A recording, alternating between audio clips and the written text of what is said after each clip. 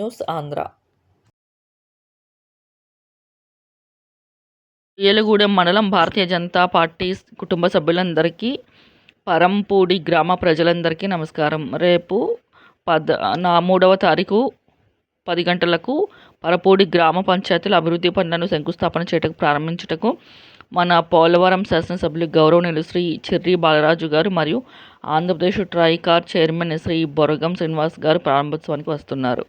కావున భారతీయ జనతా పార్టీ కార్యకర్తలు మరియు నాయకులు కార్యక్రమానికి రావాల్సిందిగా కోరుతున్నాము.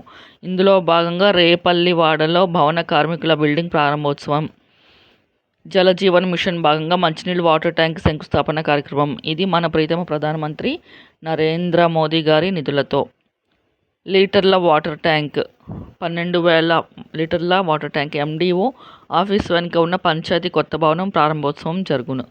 కావున భారతీయ జనతా పార్టీ కార్యక్రమానికి తప్పనిసరిగా హాజరై కార్యక్రమం జయప్రదం చేయవలసిందిగా విజ్ఞప్తి చేస్తున్నాం.